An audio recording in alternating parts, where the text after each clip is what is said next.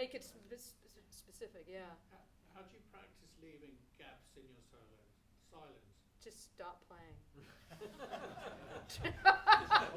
That was kind of a Miles Davis thing. It was like, just take the horn out of your mouth. Play too many notes all the time. Yeah. Leave gaps. Yeah.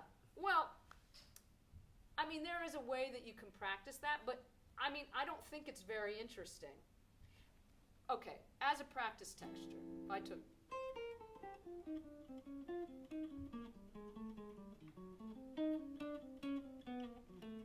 Now you might go, those are some cool lines, but it rhythmically is a total bore.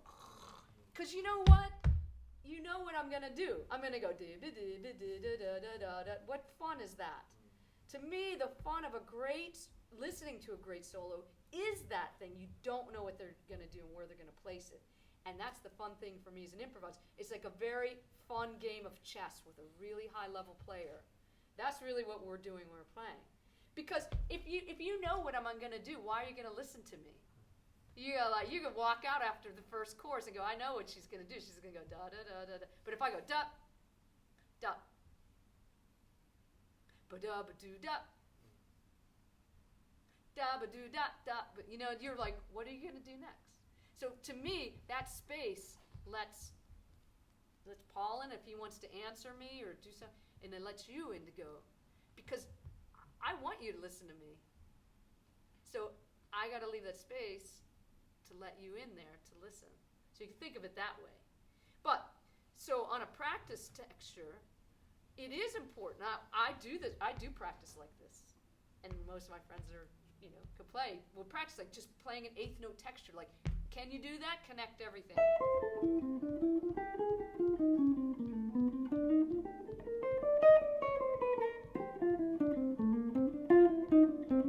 Because if I can do that, then I just have to. It's easier to subtract than to add. I just play less of that. You know what I mean? But in terms of internalizing a tune, don't get me wrong.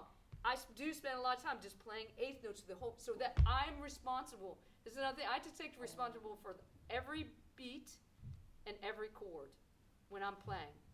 So by doing that, I'm being responsible with the beat. You feel where the beat is, and you know where I am in the form. But rhythmically, it's not fun. But if I can do that.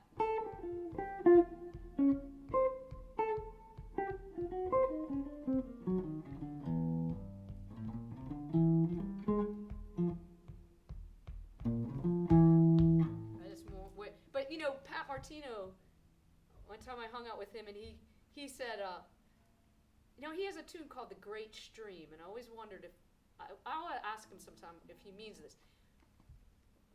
Like there's a stream of notes that you feel them. I have that beat and all those lines internalized. Like it's like a puzzle that I know how to. I could go forward, third, backwards. Anyway, it's like a maze that I know how it works.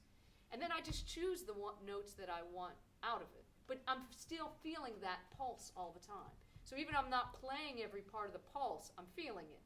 But I always wondered if that's what he meant by the great stream. Because it almost feels like this, like I have a stream of notes, or that, going all the time. And then I just pick what I want out of there. So I think as a practice texture, yeah, it's really great. I think everybody needs to figure that out and work on that. To connect all those chord changes to the eighth notes, and then just let it